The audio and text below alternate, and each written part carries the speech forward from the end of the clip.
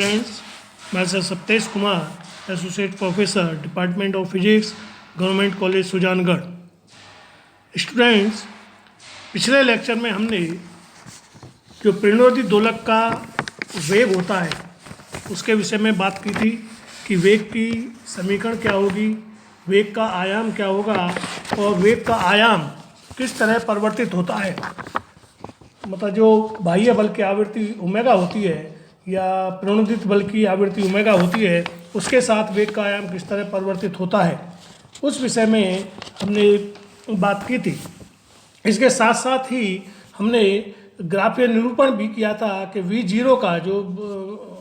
आयाम होता है वेग का, उसका ओमेगा के साथ किस तरह परिवर्तन होता है, न्यून अवमंदन की स्थिति में किस तरह परिवर्तित होता है, अति अवमंदन की स्थिति में किस तरह परिवर्तित होता है और मैक्सिमम मान कब प्राप्त होता है। इसके साथ साथ आवर्ती बल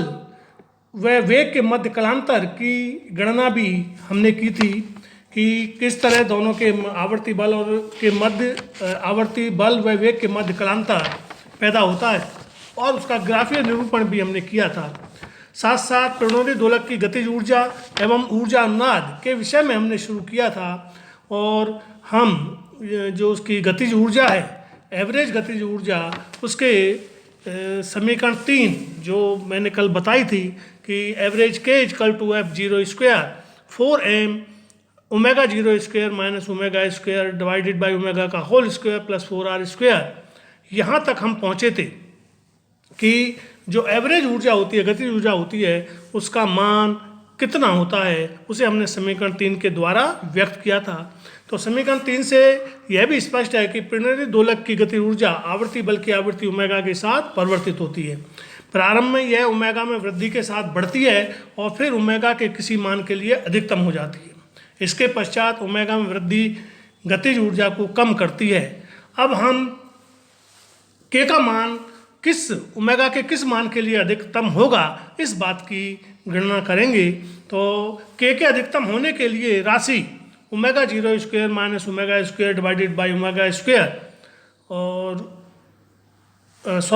omega 0 square minus omega square whole square divided by omega square plus 4r square न्यूनतम होनी चाहिए,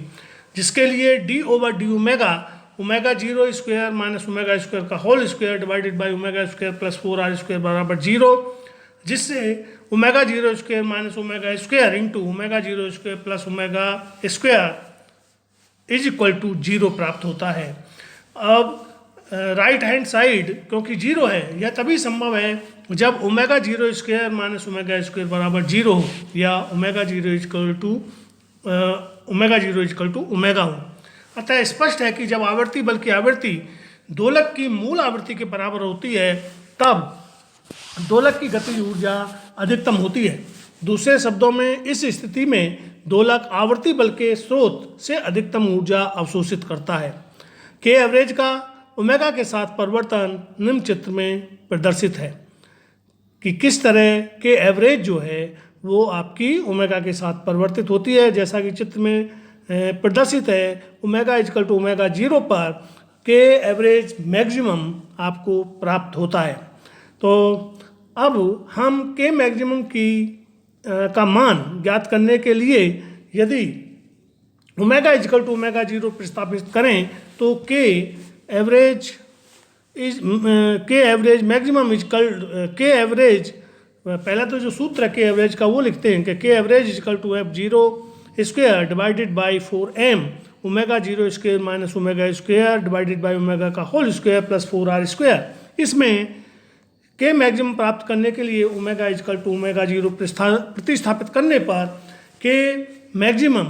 या के average maximum equal to f0 square by 4m 4r square but 1/2r equal to tau, इसलिए के average maximum equal to f0 square tau square divided by 4m। लेकिन हम जानते हैं कि क्वालिटी फैक्टर विशेषता गुणांक Q equal to omega 0 tau, इसलिए के average maximum equal to f0 square Q square divided by 4m omega 0 square या के average maximum equal to f0 square Q square divided by 4k, क्योंकि omega 0 square equal to k by m. यह समीकरण 4 के द्वारा व्यक्त किया गया है। अतः जो के एवरेज मैक्सिमम है, जो गतिज ऊर्जा का अधिकतम मान है, वह वस्तुतः क्यू और के पर निर्भर करता है। समीकरण 4 जो हमने लिखी है उससे स्पष्ट है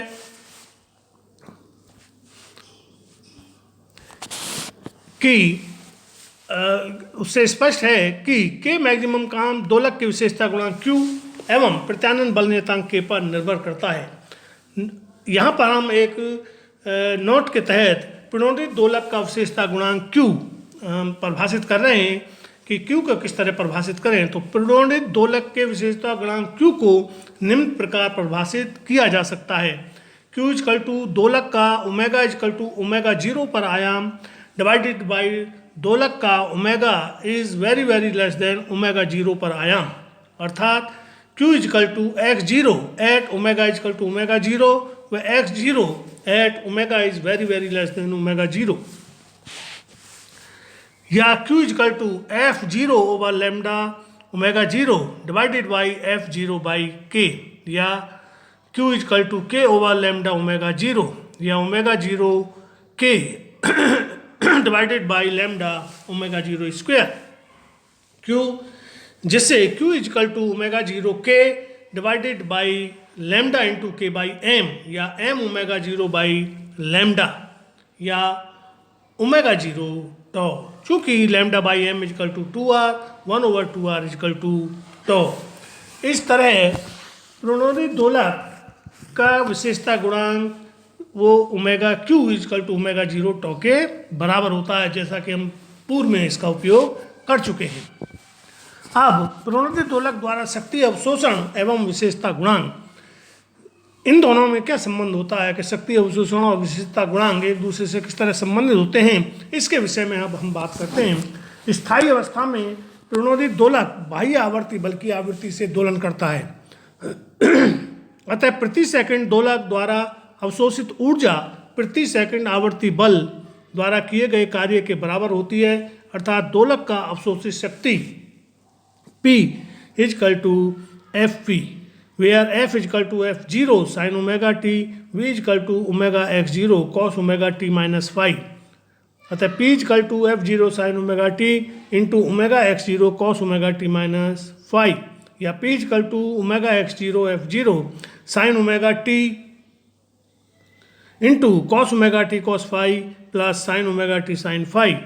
या P is equal to omega x 0 F 0 sine omega T cos 5 plus sine square omega t sine 5।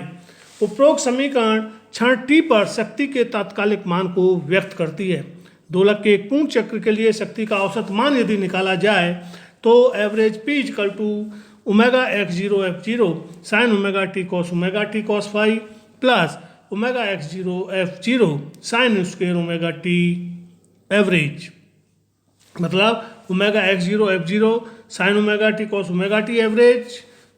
Cos 5 plus omega x 0 F 0 sine square omega T average sine 5। अब एक पूर्ण चक्र के लिए sine omega T cos omega T average is equal to 0 व sine square omega T average is equal to 1/2। अतः ये मान उपरोक्त समीकरण में रखने पर P is equal to average P is equal to 1/2 omega x 0 F 0 sine 5, जहाँ X 0 is equal to F 0 divided by omega 0 square minus omega square का whole square plus 4r square omega square raise to the power half, और 5 is equal to 10 inverse twice R omega 0 square minus omega square. इसलिए P average is equal to half omega F 0 capital F 0 sine 5 divided by omega 0 square minus omega square का whole square plus 4r square omega square की whole power half, या average P is equal to F 0 sine 5 divided by 2m omega 0 square minus omega square divided by omega का whole square plus 4r square raise to the power half, sine 5 is equal to 10 5 divided by under root 1 plus 10 square 5, जिससे sine 5 is equal to 2r omega omega zero square minus omega square under root 1 plus 4r square omega square divided by omega zero square minus omega square का whole square. Sine phi is equal to 2r omega omega zero square minus omega square whole square plus 4r square omega square, जिससे sine phi is equal to 2r divided by omega zero square minus omega square divided by omega का whole square plus 4r square, sorry sine phi is equal to 2r divided by under root omega zero square minus omega square divided by omega का whole square plus 4r square, या average P is equal to F zero square 2r divided by 2m omega zero square minus omega square over omega का whole square plus 4r square, या average P is equal to F zero square by M into R divided by omega zero square minus omega square divided by omega का whole square plus 4r square. तो P के मान के अधिकतम होने के लिए उपरोक्त समीकरण में राशि omega zero square minus omega square divided by omega whole square plus 4r square न्यूनतम होनी चाहिए। मतलब जो ऊपर की समीकरण प्राप्त हुई है वह एवरेज पी के लिए है। अब एवरेज पी का मान किस मान के लिए अधिकतम होगा, ओमेगा के किस मान के लिए अधिकतम होगा, यह हम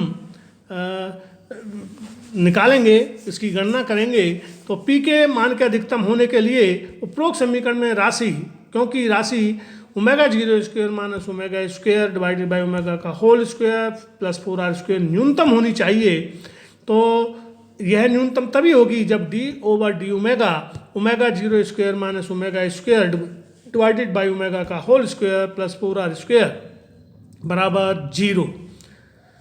यह हम पहले भी कई बार कर चुके हैं, इसलिए उपरोक्त समीकरण को सॉल्व करने पर हमें omega zero square minus omega square into omega zero square plus omega square बराबर 0 प्राप्त होता है, जिससे omega equal to omega zero, क्योंकि omega zero square plus omega square 0 नहीं हो सकता। इसका मतलब ये हुआ कि जब प्रणोदित बल की आवृत्ति दोलक की मूल आवृत्ति के बराबर होती है उस समय पी एवरेज का मान अधिकतम होता है। अतः स्पष्ट है कि जब प्रणोदित दोलक की मूल आवृत्ति बाह्य आवर्ती बल के आवृत्ति के बराबर होती है तब दोलक आवर्ती बल स्रोत से अधिकतम शक्ति अवशोषित करता है। तो P का अधिकतम मान हम कल ज्ञात करेंगे। आज हम यहीं तक इसको छोड़ते हैं, इसको आप ध्यान से पढ़िएगा। इसका मैं जो PDF भी व्हाट्सएप पर आपसे शेयर करूंगा, आप उससे हार्ड कॉपी निकाल सकते हैं और पढ़ सकते हैं। आज के लिए इतना ही, थैंक यू।